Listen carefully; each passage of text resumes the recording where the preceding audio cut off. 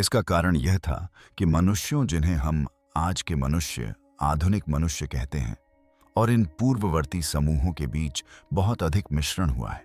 विकास की प्रक्रिया धीमी मानी जाती है, जिसमें किसी प्रजाति को बदलने में हजारों साल लगते हैं। लेकिन जब वैज्ञानिकों ने प्राचीन मानव डीएनए का अध्ययन किया तो उन्हें एक चौंकाने वाली बात पता चली। हमारे जीन प्रकृति की अनुमति से कहीं अधिक तेजी से बदल गए। मस्तिष्क की शक्ति अचानक बढ़ गई। शरीर पलक झपकते ही अनुकूलित हो गए। आखिर किस चीज ने हमें इतनी तेजी से विकसित किया? क्या किसी ने या किसी चीज ने जानबूझकर हमें बदला है? आइए हमारे डीएनए में छिपे रहस्य को उजागर करें। विकास की गति सीमा।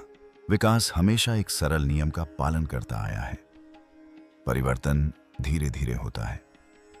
एक पीढ़ी अगली पीढ़ी को गुण प्रदान करती है और समय के साथ छोटे छोटे अंतर जुड़ते जाते हैं। चोंच थोड़ी लंबी हो जाती है। शरीर का कोई अंग मजबूत हो जाता है। शरीर के बालों का रंग नए परिवेश के अनुरूप बदल जाता है। इन बदलावों में हजारों साल लगते हैं, कभी कभी दसियों हजार साल, और कभी कभी इससे भी कहीं अधिक समय। प्रकृति का यही तरीका है और यह हमेशा से ऐसा ही रहा है। यह प्रक्रिया उत्परिवर्तन से शुरू होती है, जो प्रजनन के दौरान डीएनए की प्रतिकृति बनाते समय होने वाली एक यादृच्छिक त्रुटि है। अधिकांश उत्परिवर्तनों का कोई प्रभाव नहीं होता। कुछ हानिकारक होते हैं और बहुत कम संख्या में लाभकारी होते हैं। यदि यह लाभकारी प्रभाव किसी जीव को जीवित रहने और प्रजनन करने में मदद करता है तो उत्परिवर्तन फैल जाता है। कई पीढ़ियों के बाद यह सामान्य हो जाता है और कई और पीढ़ियों के बाद यह स्वाभाविक हो जाता है। यह प्राकृतिक चयन है जो क्रमिक और पूर्वानुमानित है और पृथ्वी पर जीवन के इतिहास के बारे में वैज्ञानिकों की समझ का आधार है। वैज्ञानिक जीवित प्रजातियों में उत्परिवर्तन दरों का अध्ययन करके, पीढ़ियों के डीएनए की तुलना करके और जीवाश्मों का अध्ययन करके यह माप सकते हैं कि विकास कितनी तेजी से आगे बढ़ता है, और यह गणना कर सकते हैं कि शारीरिक परिवर्तनों को उभरने में कितना समय लगता है। आंकड़े सुसंगत हैं जो दर्शाते हैं कि शरीर की संरचना, मस्तिष्क के आकार या चयापचय प्रणालियों में बड़े बदलावों के लिए बहुत लंबा समय लगता है। कोई नया लक्षण अचानक प्रकट नहीं होता, बल्कि अनगिनत पीढ़ियों में धीरे धीरे टुकड़ों टुकड़ों में विकसित होता है। मानव विकास को भी इसी पैटर्न का अनुसरण करना चाहिए। आदिम होमिनिन लाखों साल पहले सीधे खड़े होकर चलते थे। समय के साथ उनके मस्तिष्क का विस्तार हुआ। उनके औजार अधिक जटिल होते गए। भाषा का विकास हुआ और आग पर नियंत्रण पाया गया। प्रत्येक महत्वपूर्ण पड़ाव को पूरा होने में लंबा समय लगा। ऑर्लोपाइथेकस से होमो हैबिलिस, फिर होमो इरेक्टस और अंत में होमो सेपियंस तक ये परिवर्तन जीवाश्म अभिलेखों में स्पष्ट रूप से दिखाई देते हैं, जो क्रमिक और तार्किक हैं और प्राकृतिक चयन के मॉडल में पूरी तरह फिट बैठते हैं। लेकिन जब वैज्ञानिक आधुनिक मनुष्यों के डीएनए का बारीकी से अध्ययन करते हैं तो कुछ विचित्र बात सामने आती है। समय रेखा हमेशा मेल नहीं खाती और कुछ परिवर्तन बहुत तेजी से दिखाई देते हैं। जिन लक्षणों को विकसित होने में हजारों साल लगने चाहिए, वे उससे कुछ ही समय में प्रकट हो जाते हैं, और जीनोम के पूरे खंड इस तरह से बदल जाते हैं जो प्राकृतिक चयन की धीमी गति के अनुरूप नहीं है। यह महज एक जीन या एक लक्षण नहीं है, बल्कि कई प्रणालियां एक साथ बदल रही हैं। मस्तिष्क की कार्य प्रणाली, प्रतिरक्षा प्रतिक्रिया, चयापचय, भाषा क्षमता, सभी मॉडल की भविष्यवाणी से कहीं अधिक तेजी से परिवर्तित हो रहे हैं। यह कोई छोटी समस्या नहीं है, बल्कि एक मूलभूत विरोधाभास है। विकास की एक गति सीमा होती है और आनुवंशिक प्रमाण बताते हैं कि वह सीमा टूट गई है। सवाल यह नहीं है कि यह परिवर्तन हुए या नहीं, क्योंकि डीएनए इसका प्रमाण है, बल्कि यह है कि ये परिवर्तन कैसे हुए। विकास को इतनी तेजी से गति देने का कारण क्या हो सकता है, और कौन सी शक्ति मानव जीनोम को इतने कम समय में बदल सकती है। जो असंभव होना चाहिए, पारंपरिक व्याख्याएं मौजूद हैं, जिनमें पर्यावरणीय दबाव, जलवायु परिवर्तन और अन्य प्रजातियों के साथ प्रतिस्पर्धा शामिल है। ये कारक परिवर्तन ला सकते हैं, लेकिन फिर भी इनमें समय लगता है। और ये नियमों का पालन करते हैं। डीएनए जो दिखाता है वह कुछ अलग है, जो नियमों की अपेक्षा कहीं अधिक तेजी से हो रहे परिवर्तन को उजागर करता है। ऐसे पैटर्न जो आकस्मिक नहीं बल्कि सुनियोजित प्रतीत होते हैं, और एक ऐसा जैविक परिवर्तन जो मानक मॉडल में फिट नहीं बैठता। रहस्य यहीं से शुरू होता है, प्राचीन खंडहरों या भूली हुई किंवदंतियों से नहीं, बल्कि प्रत्येक मानव कोशिका के भीतर लिखे कोड से। वह कोड जो प्रकट करता है कि हमारी प्रजाति के साथ कुछ हुआ है, कुछ ऐसा जो विकास की सामान्य गति से कहीं अधिक तेजी से आगे बढ़ा है, कुछ ऐसा जिसने एक ऐसा निशान छोड़ा है जिसे वैज्ञानिक अब समझना शुरू कर रहे हैं, और एक ऐसा सवाल जो खुलकर पूछने से कतराता है। अगर विकास की कोई गति सीमा होती है और इंसानों ने उसे तोड़ दिया, तो फिर असल में हमें किसने बदला प्राचीन जीनोम को पढ़ना? मानव इतिहास के अधिकांश समय तक अतीत हड्डियों और पत्थरों में कैद रहा। पुरातत्वविद खोपड़ियों का अध्ययन कर सकते थे, जबड़ों की संरचना माप सकते थे और औजारों के निशानों की जांच कर सकते थे, लेकिन वे कभी यह नहीं देख पाए कि प्राचीन मनुष्यों को आधुनिक मनुष्यों से वास्तव में क्या अलग बनाता था। आनुवंशिक कोड जीवन का वास्तविक खाका हजारों वर्षों तक जीवाश्म अवशेषों के अंदर छिपा रहा। फिर 20वीं सदी के उत्तरार्ध में वैज्ञानिकों ने पाया कि वे इसे पढ़ सकते हैं। यह सफलता इस समझ से मिली कि किसी जीव की मृत्यु के बाद डीएनए हमेशा गायब नहीं होता। अनुकूल परिस्थितियों में इसके टुकड़े हड्डियों, दांतों और यहां तक कि मिट्टी में भी सुरक्षित रह जाते हैं। ठंडे और शुष्क वातावरण में आनुवंशिक सामग्री सबसे अच्छी तरह संरक्षित रहती है। यही कारण है कि कुछ सबसे महत्वपूर्ण खोजें यूरोप और साइबेरिया की गुफाओं से हुई हैं। जब वैज्ञानिक प्राचीन डीएनए निकालते हैं तो वे समय और प्रदूषण से क्षतिग्रस्त छोटे छोटे टुकड़ों के साथ काम कर रहे होते हैं। यह एक श्रमसाध्य कार्य है जिसके लिए अत्यधिक सटीकता और उन्नत तकनीक की आवश्यकता होती है। प्राचीन डीएनए विश्लेषण के शुरुआती प्रयास सीमित और अक्सर अविश्वसनीय थे। 2000 के दशक की शुरुआत में निएंडरथल जीनोम का पहला अनुक्रमण पूरा करने में वर्षों का समय लगा, और इसके परिणाम केवल आंशिक ही रहे। लेकिन तकनीक में तेजी से सुधार हुआ और 2010 के दशक तक शोधकर्ता हजारों साल पुराने नमूनों से संपूर्ण जीनोम का अनुक्रमण करने में सक्षम हो गए। जो कभी असंभव लगता था वह अब सामान्य हो गया, और इसके बाद प्राप्त डेटा की बाढ़ ने मानव इतिहास के बारे में वैज्ञानिकों के सभी ज्ञान को बदल दिया। यह प्रक्रिया अपने आप में उल्लेखनीय है। एक दांत या हड्डी के टुकड़े को साफ करके पीसकर पाउडर बनाया जाता है, फिर उसमें बचे हुए डीएनए को निकालने के लिए रसायनों से औपचारित किया जाता है। पॉलीमरेज चेन रिएक्शन नामक तकनीक का उपयोग करके आनुवंशिक सामग्री की लाखों प्रतियां बनाई जाती हैं, जिससे सूक्ष्मतम अंश भी प्रवर्धित हो जाते हैं। परिष्कृत कंप्यूटर एल्गोरिदम इन टुकड़ों को आपस में जोड़ते हैं, उनकी तुलना आधुनिक मानव डीएनए से करते हैं, और जहां संभव हो वहां रिक्त स्थानों को भरते हैं। परिणाम स्वरूप उस व्यक्ति का आनुवंशिक स्नैपशॉट प्राप्त होता है जो लिखित इतिहास से बहुत पहले जीवित था और जिसकी मृत्यु हो गई थी। इस तकनीक को क्रांतिकारी बनाने वाली बात केवल प्राचीन डीएनए को पढ़ने की क्षमता ही नहीं थी, बल्कि इसकी आधुनिक जीनोम से सीधे तुलना करने की क्षमता भी थी। अब वैज्ञानिक यह ठीक ठीक देख सकते थे कि किन जीनों में परिवर्तन हुए थे, वे परिवर्तन कब हुए थे और वे आबादी में कैसे फैले थे।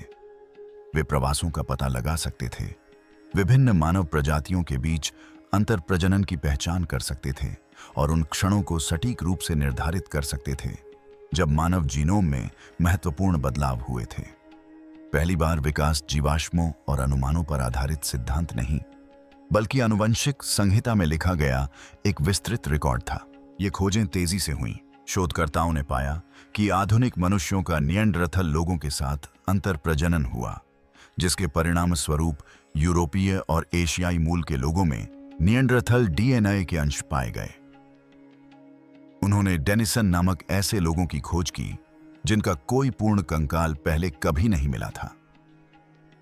उन्होंने यह पता लगाया कि प्रारंभिक मनुष्य नए वातावरण में कैसे अनुकूलित हुए। उत्तरी जलवायु में उनकी त्वचा का रंग हल्का हो गया, तिब्बत में उच्च ऊंचाई वाले क्षेत्रों में वे सहनशील हो गए, और दुग्ध उत्पादन और पशुपालन करने वाले समाजों के प्रति सहनशीलता विकसित हुई। प्रत्येक अध्ययन से यह पता चला कि मनुष्य कैसे विकसित हुए और पृथ्वी पर फैले। लेकिन जिस तकनीक ने पुराने सवालों के जवाब दिए, उसी ने नए सवाल भी खड़े कर दिए। वैज्ञानिकों ने प्राचीन जीनोम का अनुक्रमण जितना अधिक किया, उन्हें उतने ही ऐसे पैटर्न दिखाई दिए जो अपेक्षाओं के अनुरूप नहीं थे। जो परिवर्तन हजारों वर्षों में होने चाहिए थे, वे कुछ ही हजार वर्षों में दिखाई दिए। मस्तिष्क के विकास से जुड़े जीन का पता चला। बिना किसी स्पष्ट पर्यावरणीय कारण के अचानक परिवर्तन। डीएनए के पूरे खंड ऐसे प्रतीत होते थे मानो उन्हें उत्परिवर्तन और चयन के माध्यम से धीरे धीरे परिवर्तित होने के बजाय अचानक बदल दिया गया हो। आंकड़े स्पष्ट, सुसंगत और बेहद पेचीदा थे। यही इस रहस्य का आधार है। यह अटकलें या प्राचीन कथाएं नहीं, बल्कि हड्डियों से निकाले गए ठोस प्रमाण हैं जिनका विश्लेषण दुनिया भर की प्रयोगशालाओं में किया गया है। तकनीक मौजूद है, आंकड़े वास्तविक हैं और उनसे पता चलने वाली समय रेखा विकास के उस सिद्धांत से मेल नहीं खाती जो इसे बताता है। मानव जीनोम में कुछ गड़बड़ी हुई है, कुछ तीव्र और गहरा परिवर्तन, और वैज्ञानिकों को इसके बारे में तभी पता चला है जब वे अब बचे हुए आनुवंशिक रिकॉर्ड को पढ़ सकते हैं। अध्याय 3, आनुवंशिक परिवर्तन जो अचानक प्रकट होते हैं। जब वैज्ञानिकों ने पहली बार प्राचीन और आधुनिक मानव डीएनए की तुलना करना शुरू किया, तो उन्हें क्रमिक बदलावों की उम्मीद थी। समय के साथ छोटे छोटे उत्परिवर्तन जमा होते हैं, लक्षण धीरे धीरे आबादी में फैलते हैं, विकास की निरंतर प्रक्रिया अपना काम करती रहती है। इसके बजाय उन्हें जो मिला वह था अचानक बदलाव। अपेक्षित संक्रमणों के बिना ही अचानक परिवर्तन प्रकट हुए। प्राचीन नमूनों में एक प्रकार के दिखने वाले जीन कुछ हजार वर्षों बाद पूरी तरह से अलग दिखने लगे और एक से दूसरे में कोई स्पष्ट परिवर्तन का मार्ग नहीं था। सबसे उल्लेखनीय उदाहरणों में से एक मस्तिष्क विकास से संबंधित जीन है। मानव मस्तिष्क ही हमें अन्य सभी प्रजातियों से अलग करता है, जो हमारे आकार के प्राइमेट के लिए अपेक्षित आकार से कहीं अधिक बड़ा और जटिल है।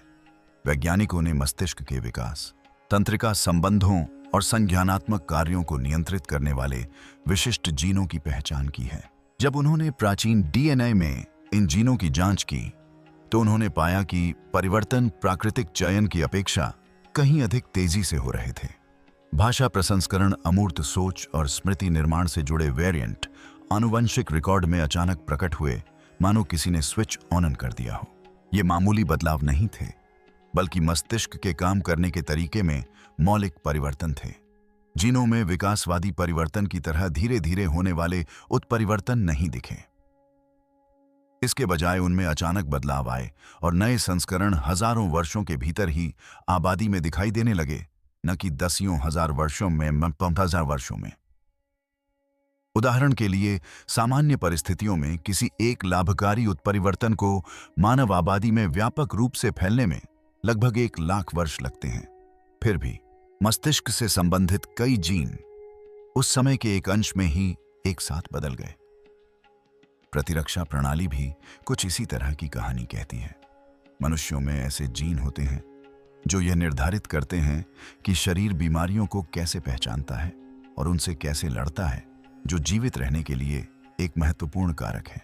प्राचीन डीएनए से पता चलता है कि कुछ प्रतिरक्षा जीन में तीव्र पुनर्गठन हुआ, जिसमें उनके पूरे खंड बदल गए या इस तरह से संशोधित हुए जो सामान्य उत्परिवर्तन पैटर्न से मेल नहीं खाते। इनमें से कुछ परिवर्तन ज्ञात रोग प्रकोपों से मेल खाते हैं, जो नए खतरों के अनुकूलन का संकेत देते हैं, लेकिन अन्य का कोई स्पष्ट पर्यावरणीय कारण नहीं है और वे उन आबादी में दिखाई देते हैं जो असामान्य स्वास्थ्य चुनौतियों का सामना नहीं कर रही थीं। चयापचय एक और क्षेत्र है जहां आनुवंशिक रिकॉर्ड अस्पष्ट त्वरण को दर्शाता है।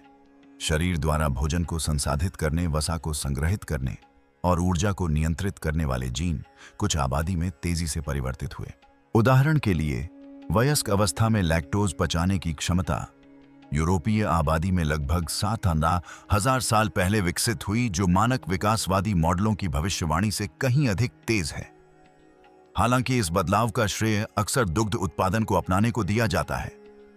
लेकिन इसके प्रसार की गति को केवल प्राकृतिक चयन के माध्यम से समझाना कठिन है। इन बदलावों को और भी रहस्यमय बनाने वाली बात इनकी सटीकता है। विकास यादृच्छिक उत्परिवर्तन के माध्यम से होता है, एक जटिल प्रक्रिया जिसमें हर सफलता के लिए कई विफलताएं होती हैं। वैज्ञानिक आनुवंशिक विविधता, गतिरोध और असफल अनुकूलन के अवशेष देखने की उम्मीद करते हैं, लेकिन कई मामलों में मानव डीएनए में होने वाले बदलाव स्पष्ट दिखाई देते हैं। मानो विशिष्ट जीनों को लक्षित करके उनमें परिवर्तन किया गया हो, बिना सामान्य परीक्षण और त्रुटि प्रक्रिया के। संक्रमणों का अभाव, मध्यवर्ती रूपों की कमी और कई प्रणालियों में एक साथ हुमार होने वाले परिवर्तन, ये सभी किसी असामान्य बात की ओर इशारा करते हैं। शोधकर्ताओं ने पारंपरिक विकासवादी सिद्धांत के भीतर ही इसके स्पष्टीकरण खोजने का प्रयास किया है। जनसंख्या अवरोध, जहां एक छोटा समूह किसी आपदा से बच जाता है और सीमित आनुवंशिक विविधता को आगे बढ़ाता है, अचानक परिवर्तन का आभास करा सकता है। चयनात्मक परिवर्तन, जिनमें तीव्र पर्यावरणीय दबाव के कारण लाभकारी उत्परिवर्तन तेजी से फैलता है, भी विकास को गति दे सकते हैं। लेकिन इन तंत्रों की भी सीमाएं हैं और ये मानव डीएनए में देखे गए पैटर्न की पूरी तरह से व्याख्या नहीं करते हैं। परिवर्तन बहुत तीव्र, समन्वित और व्यापक हैं।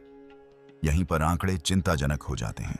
आनुवंशिक प्रमाण यह नहीं दर्शाते कि विकास विफल हो गया, बल्कि यह कि किसी चीज ने इसे इसकी सामान्य सीमाओं से परे धकेल दिया।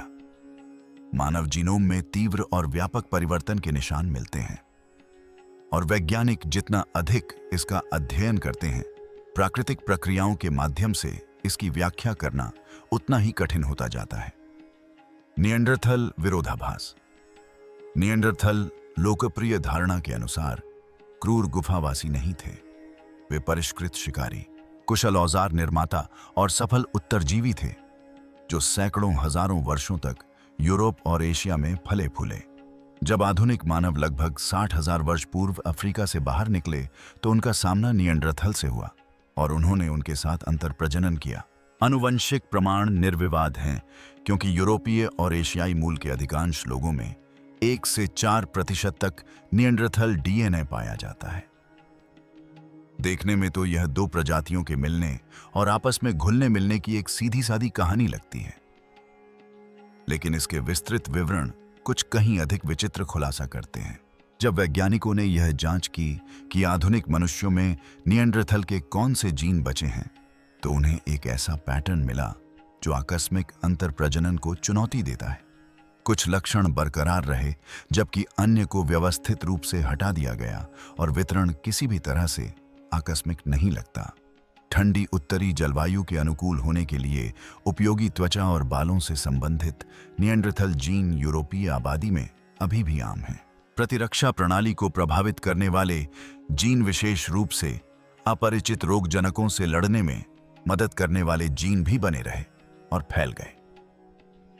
विकासवादी दृष्टि से यह तर्कसंगत है। कुछ लाभकारी गुण थे जिन्होंने आधुनिक मनुष्यों को नए वातावरण में जीवित रहने में मदद की, लेकिन अन्य निएंडरथल जीन लगभग पूरी तरह से गायब हो गए, और उनके गायब होने की गति कई सवाल खड़े करती है। मस्तिष्क के विकास और संज्ञानात्मक क्षमताओं को प्रभावित करने वाले जीन प्रारंभिक मानव निएंडरथल संकरों में मौजूद होने के बावजूद अपेक्षाकृत कम समय में ही आबादी से समाप्त हो गए। अध्ययनों से पता चलता है कि जीनोम के वे क्षेत्र जो तंत्रिका क्रिया से जुड़े हैं, उनमें निएंडरथल वंश का कोई अंश नहीं है, जबकि सामान्य प्रजनन के माध्यम से उन्हीं क्षेत्रों को अगली पीढ़ी में जाना चाहिए था। आधुनिक मानव जीनोम में निएंडरथल संज्ञानात्मक लक्षणों के अस्तित्व को बनाए रखने के लिए कुछ सक्रिय कारक जिम्मेदार थे। प्रजनन क्षमता और संतानोत्पत्ति से संबंधित जीनों में भी यही चयनात्मक पैटर्न दिखाई देता है। अंडकोश के कार्य और शुक्राणु उत्पादन को प्रभावित करने वाले निएंडरथल वेरिएंट आधुनिक मनुष्यों में काफी कम मात्रा में पाए जाते हैं, जिससे पता चलता है कि उन्होंने संकरों में प्रजनन संबंधी समस्याएं पैदा की होंगी। इससे यह स्पष्ट हो सकता है कि प्राकृतिक चयन द्वारा प्रजनन क्षमता को कम करने वाले लक्षणों को समाप्त करने के दौरान कुछ निएंडरथल डीएनए क्यों लुप्त हो गया। हालांकि इस छंटनी की सटीकता और गति साथ ही अन्य लक्षणों के बने रहने से एक ऐसी तस्वीर बनती है जो साधारण संकर असंगति से कहीं अधिक जटिल है। इस विरोधाभास को और भी रोचक बनाने वाली बात भौगोलिक भिन्नता है। आधुनिक मानव आबादी में निएंडरथल डीएनए समान रूप से वितरित नहीं है। अफ्रीकी मूल के लोगों में यह लगभग न के बराबर है, जो स्वाभाविक है क्योंकि निएंडरथल मुख्य रूप से यूरोप और एशिया में रहते थे। लेकिन गैर अफ्रीकी आबादी में निएंडरथल वंश की मात्रा और प्रकार में इस तरह से भिन्नता पाई जाती है जो यादृच्छिक वंशागति के बजाय चयनात्मक प्रतिधारण का संकेत देती है। कुछ आबादी में प्रतिरक्षा बढ़ाने वाले जीन अधिक मात्रा में मौजूद हैं। अन्य आबादी में विभिन्न चयापचय संबंधी प्रकार मौजूद हैं और वितरण एक ऐसे पैटर्न का अनुसरण करता है जो जानबूझकर किया गया प्रतीत होता है। शोधकर्ताओं ने इस बात के भी प्रमाण पाए हैं कि कुछ निएंडरथल जीन को आबादी में कई बार पुनः शामिल किया गया था, मानो विशिष्ट लक्षणों का चयन करके उन्हें पुनः डाला जा रहा हो। यह सामान्य अंतर प्रजनन से कहीं आगे है, जहां आनुवंशिक मिश्रण एक बार होता है और जीन पीढ़ियों के दौरान या तो जीवित रहते हैं या लुप्त हो जाते हैं। यह पैटर्न सक्रिय चयन का संकेत देता है, जिसमें निएंडरथल के कुछ लक्षण संरक्षित और प्रसारित होते हैं जबकि अन्य लुप्त हो जाते हैं। यह प्राकृतिक रूप से कैसे संभव हुआ, इसके तंत्र अभी भी स्पष्ट नहीं है। समय रेखा इसमें एक और रहस्य जोड़ती है। अंतर प्रजनन शुरू होने के 10 से 20 हजार वर्षों के भीतर ही आधुनिक मानव जीनोम से निएंडरथल डीएनए का पृथक्करण अपेक्षाकृत तेजी से हुआ। विकास के लिए यह एक अत्यंत छोटी अवधि है, विशेष रूप से इतने सारे विभिन्न जीनों को कई प्रणालियों में प्रभावित करने वाले परिवर्तनों के लिए।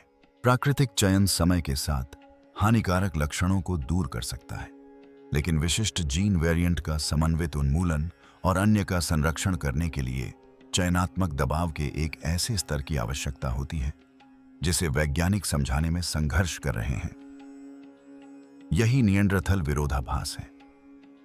आधुनिक मनुष्य अंतर प्रजनन की आनुवंशिक विरासत को धारण करते हैं, लेकिन उस विरासत को सावधानीपूर्वक संपादित किया गया है। उपयोगी लक्षण बनाए रखे गए, समस्याग्रस्त लक्षणों को हटा दिया गया और यह प्रक्रिया यादृच्छिक विकास की भविष्यवाणी से कहीं अधिक तेजी और सटीकता से हुई। प्रश्न यह नहीं है कि यह छौंटाई हुई या नहीं, क्योंकि डीएनए प्रमाण इसे सिद्ध करते हैं, बल्कि यह है कि यह इतनी स्पष्ट सटीकता के साथ कैसे और क्यों हुई। मौजूदा व्याख्याएं अपर्याप्त हैं। मुख्य धारा के विज्ञान के पास तीव्र विकासवादी परिवर्तनों के स्पष्टीकरणों की कभी कमी नहीं रही है। मानव डीएनए में पाए जाने वाले पेचीदा पैटर्नों का सामना करते हुए शोधकर्ता स्थापित सिद्धांतों और उन तंत्रों की ओर रुख करते हैं जिन्होंने पृथ्वी पर जीवन के ये इतिहास में अनुकूलन को गति प्रदान की है। पर्यावरणीय दबाव, जलवायु परिवर्तन, संसाधनों के लिए प्रतिस्पर्धा और अस्तित्व संबंधी चुनौतियों ने लाखों वर्षों में प्रजातियों को आकार दिया है। प्रश्न यह है कि क्या ये कारक मानव जीनोम में देखे गए परिवर्तनों की गति और सटीकता की व्याख्या कर सकते हैं। जलवायु परिवर्तन को अक्सर मानव विकास का एक प्रमुख चालक माना जाता है। पिछले 1 लाख वर्षों में पृथ्वी ने तापमान में भारी उतार चढ़ाव का अनुभव किया है, जिसमें हिमयुग गर्म अवधियों के साथ बारी बारी से आते रहे हैं।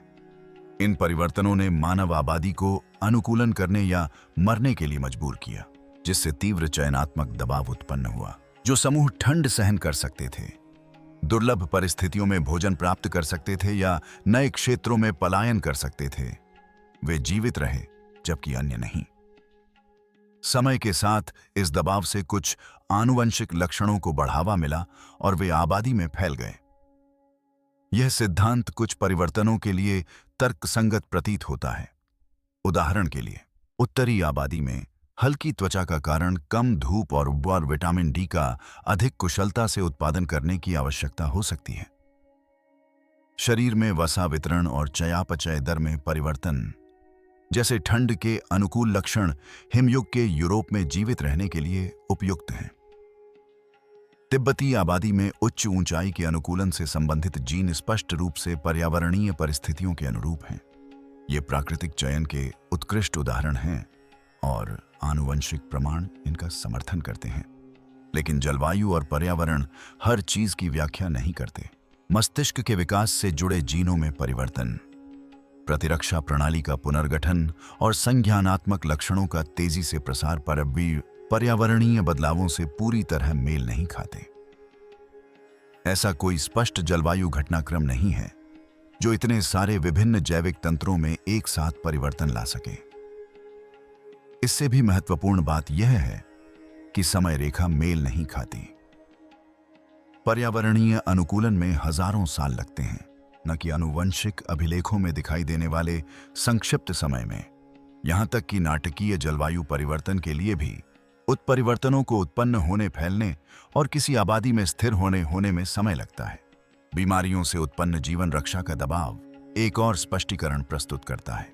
जब आबादी नए रोगजनकों के संपर्क में आती है तो प्रतिरोधी जीन वाले जीव जीवित रहते हैं और प्रजनन करते हैं, जिससे अगली पीढ़ी को प्रतिरक्षा मिलती है। इस तंत्र ने मानव विकास को काफी हद तक प्रभावित किया है और अतीत में फैली महामारियों और प्लेग के प्रमाण जीनोम में दर्ज हैं। उदाहरण के लिए, मध्ययुगीन यूरोप में फैली काली मृत्यु ने जीवित बचे लोगों की संतानों में आनुवंशिक चिन्ह छोड़े, लेकिन फिर से यह केवल कुछ अलग थलग परिवर्तनों की व्याख्या करता है, न कि उन समन्वित परिवर्तनों की जो मानव आनुवंशिक इतिहास की विशेषता है। अन्य मानव प्रजातियों के साथ प्रतिस्पर्धा को भी एक प्रेरक शक्ति के रूप में प्रस्तावित किया गया है। जब आधुनिक मनुष्यों का सामना निएंडरथल और डेनिसोवन से हुआ तो उन्होंने समान संसाधनों के लिए प्रतिस्पर्धा की।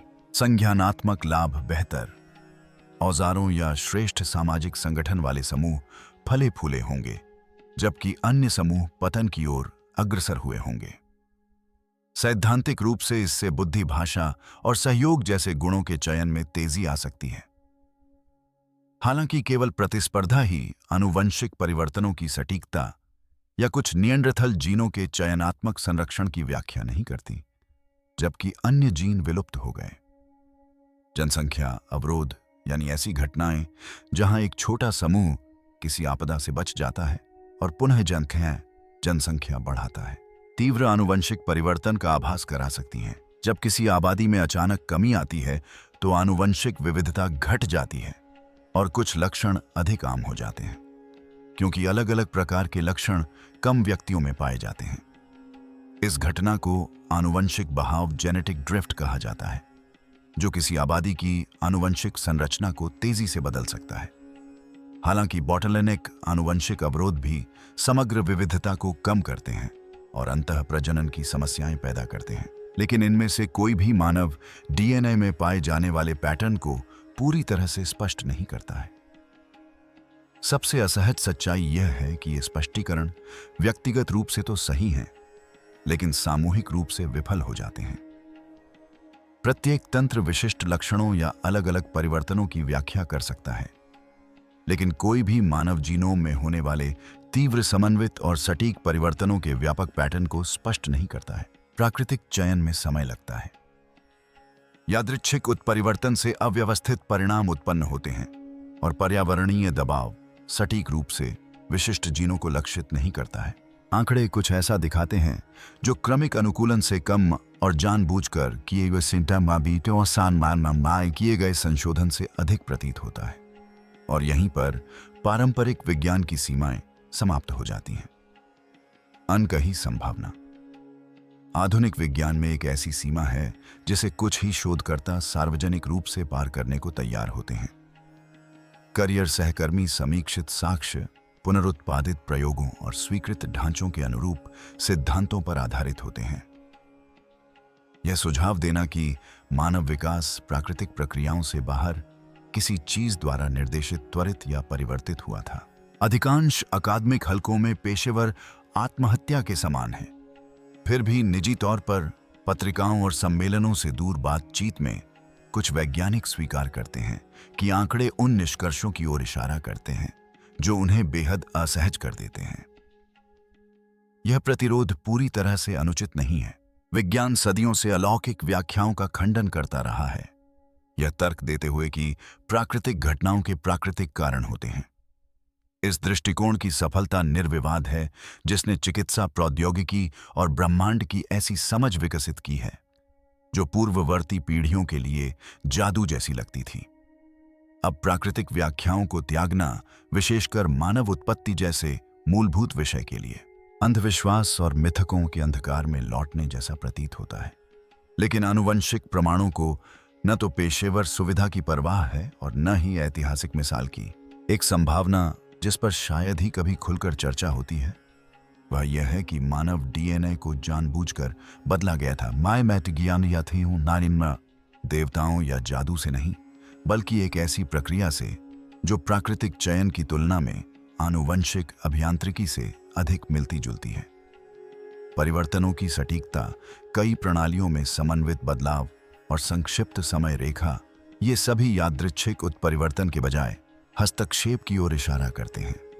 विचार यह नहीं है कि विकास रुक गया, बल्कि यह है कि इसे किसी उद्देश्यपूर्ण और सक्षम शक्ति द्वारा निर्देशित, त्वरित या पूरक किया गया था। यह अवधारणा केवल आधुनिक अटकलें नहीं है। दुनिया भर की प्राचीन संस्कृतियों ने ऐसी कहानियां सुनाई हैं जिनमें आकाश या दूर स्थानों से आए प्राणियों द्वारा मनुष्यों को आकार दिया गया, उन्नत किया गया या संशोधित किया गया। सुमेरियन ग्रंथों में अनुन्नाकी द्वारा मौजूदा प्राणियों में परिवर्तन करके श्रमिकों के सृजन का वर्णन मिलता है। हिंदू धर्म ग्रंथों में ऐसे चक्रों का उल्लेख है जिनमें मानवता का परिष्करण और पुनर्निर्माण होता है। अमेरिका से लेकर अफ्रीका तक की स्वदेशी परंपराओं में पूर्वजों के बाहरी शक्तियों द्वारा शिक्षित, परिवर्तित या सुधारे जाने की कथाएं मिलती हैं।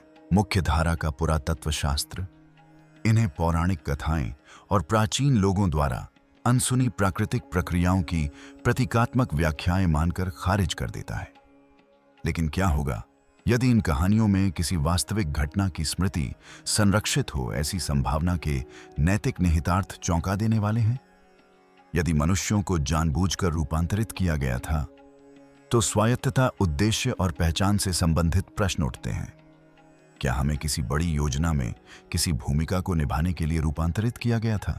क्या इस हस्तक्षेप से हमें लाभ हुआ या इसके कुछ दुष्परिणाम हमारी जैविक संरचना में छिपे हुए हैं? यह विचार न केवल वैज्ञानिक रूढ़िवादिता को चुनौती देता है, बल्कि मानव होने के मूलभूत अर्थों को भी चुनौती देता है। यह सुझाव देता है कि हम संयोग और अस्तित्व का परिणाम नहीं हैं, बल्कि एक सुनियोजित योजना का परिणाम है, और इससे हमारे अस्तित्व और हमारी पहचान के बारे में कई असहज प्रश्न उठते हैं। इन प्रश्नों पर शोध को कई बाधाओं का सामना करना पड़ता है। वित्तीय सहायता एजेंसियां पारंपरिक मॉडलों से बहुत दूर जाने वाले कार्यों को समर्थन देने में अनिच्छुक रहती हैं, और विवादास्पद सिद्धांतों का अनुसरण करने वाले वैज्ञानिकों को हाशिए पर धकेल दिए जाने का खतरा रहता है। जो डेटा स्वीकृत धारणाओं से मेल नहीं खाता, उसे अक्सर आगे की जांच करने के बजाय दरकिनार कर दिया जाता है। उसका कोई स्पष्टीकरण नहीं दिया जाता या उसे अनदेखा कर दिया जाता है। कुछ शोधकर्ताओं ने आनुवंशिक अभिलेखों में कमियों को देखा है। डीएनए के कुछ ऐसे हिस्से जो अपूर्ण या दुर्गम प्रतीत होते हैं, जिससे यह संदेह पैदा होता है कि अध्ययन के लिए सभी जानकारी उपलब्ध नहीं है। यह प्राकृतिक क्षरण, तकनीकी सीमाओं या किसी अन्य कारण से है, यह अभी स्पष्ट नहीं है।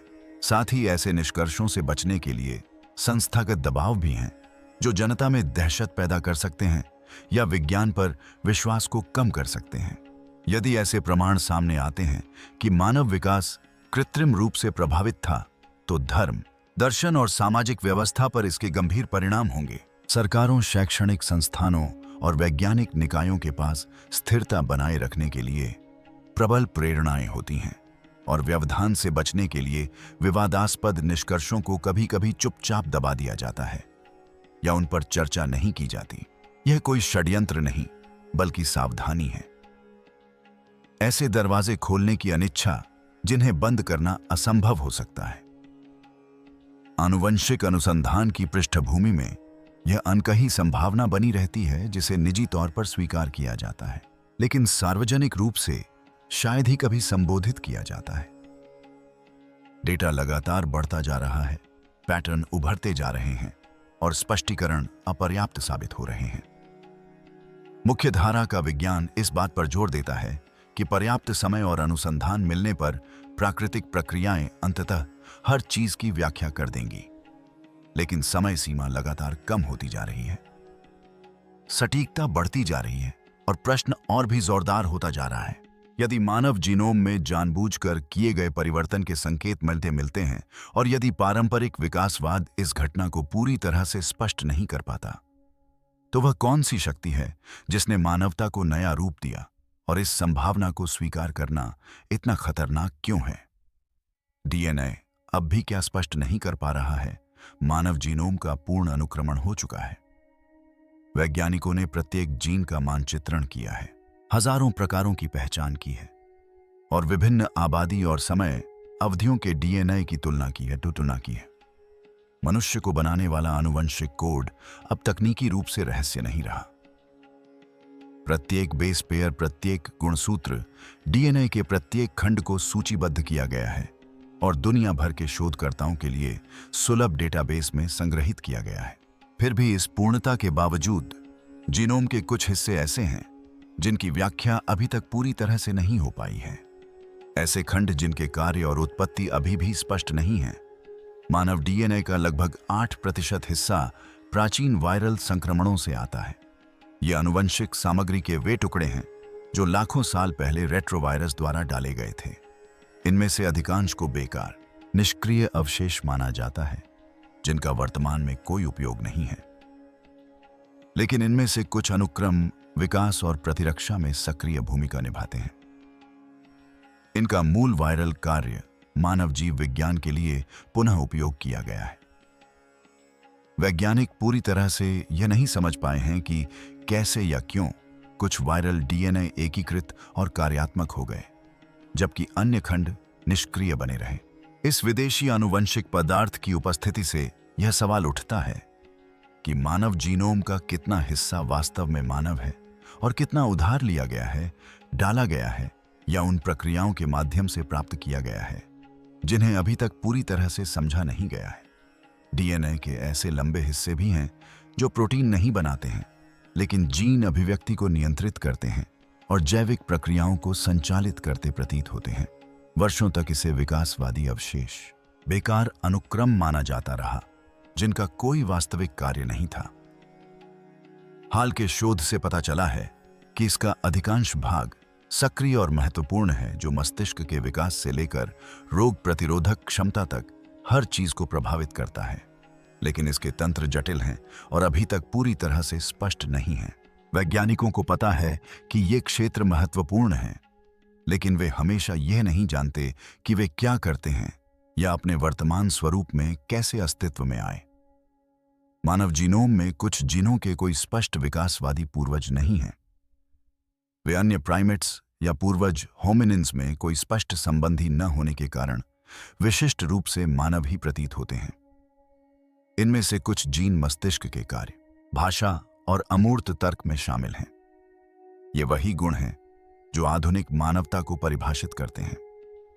अपेक्षित संक्रमणकालीन रूपों के बिना आनुवंशिक अभिलेख में उनका अचानक प्रकट होना मानव विकास की अनसुलझी पहेलियों में से एक है। मानक व्याख्याओं में तीव्र उत्परिवर्तन और सकारात्मक चयन शामिल है, लेकिन मध्यवर्ती चरणों की कमी कहानी को अधूरा बना देती है। फिर प्राचीन डीएनए में ही कई कमियां हैं। हर आबादी से नमूने नहीं लिए गए हैं, हर कालखंड का अनुक्रमण नहीं किया गया है और हर व्यक्ति ने पुनर्प्राप्त करने योग्य आनुवंशिक सामग्री नहीं छोड़ी है। वैज्ञानिकों द्वारा संकलित तस्वीर टुकड़ों, विशिष्ट स्थानों और युगों से ली गई तस्वीरों पर आधारित है। मानव आनुवंशिक इतिहास के पूरे अध्याय छूट सकते हैं, क्योंकि वे घटनाएं उन क्षेत्रों में घटी हैं जहां डीएनए अच्छी तरह से संरक्षित नहीं होता है, या उन आबादी में हुई हैं जिन्होंने कोई निशान नहीं छोड़ा है। उपलब्ध आंकड़ों से निकाले गए निष्कर्ष उतने ही पूर्ण हैं जितना कि डेटा स्वयं और डेटा व्यापक होने से बहुत दूर है। कुछ शोधकर्ताओं ने कुछ जीनों की संरचना में विसंगतियों को नोट किया है, ऐसे पैटर्न जो सामान्य उत्परिवर्तन प्रक्रियाओं के अनुरूप नहीं हैं। ये त्रुटियां या संदूषण नहीं हैं, बल्कि वास्तविक विचित्रताएं हैं। ऐसे अनुक्रम जो देखने में ऐसे लगते हैं मानो वे विकसित होने के बजाय डाले गए हों। वैज्ञानिक समुदाय इन निष्कर्षों की व्याख्या करने में सतर्क रहा है और जल्दबाजी में निष्कर्ष निकालने के बजाय अधिक डेटा की प्रतीक्षा करना पसंद करता है। लेकिन विसंगतियां बनी हुई हैं और प्रत्येक नए अध्ययन के साथ अनसुलझे आनुवंशिक लक्षणों की सूची कम होने के बजाय बढ़ती जा रही है। सबसे परेशान करने वाला निष्कर्ष यह है कि मानव जीनोम व्यापक रूप से अनुक्रमित और अध्ययन किए जाने के बावजूद अभी भी कई रहस्य समेटे हुए हैं। इसमें ऐसे प्रश्न हैं जो यह उठाता है लेकिन उत्तर नहीं देता, ऐसे पैटर्न हैं जो यह प्रकट करता है लेकिन उनकी व्याख्या नहीं करता, और ऐसे अंतराल हैं जो इसमें मौजूद हैं लेकिन उन्हें भरता नहीं है। विकास मानव उत्पत्ति को समझने के लिए एक ढांचा प्रदान करता है, लेकिन इस ढांचे में कमियां हैं। ऐसे स्थान हैं जहां डेटा सटीक रूप से फिट नहीं बैठता और जहां वैकल्पिक व्याख्याओं को खारिज करना कठिन हो जाता है। यदि मनुष्य में एक बार परिवर्तन हुआ था तो इसके प्रमाण डीएनए में मौजूद होंगे, और यदि वह प्रमाण मौजूद है लेकिन अस्पष्ट गलत समझा गया या दुर्गम बना हुआ है, तो सबसे महत्वपूर्ण प्रश्न यह नहीं है कि अतीत में क्या हुआ था, बल्कि यह है कि क्या ऐसा दोबारा हो सकता है। जीनोम एक रिकॉर्ड है, लेकिन यह एक ब्लूप्रिंट भी है, और ब्लूप्रिंट को पढ़ा, कॉपी किया और संशोधित किया जा सकता है। वह कोड जो हमें इंसान बनाता है अब हड्डियों और पत्थरों में बंद नहीं है। यह खुला, पठनीय और असुरक्षित है, और शायद यही सबसे चौंकाने वाला खुलासा है।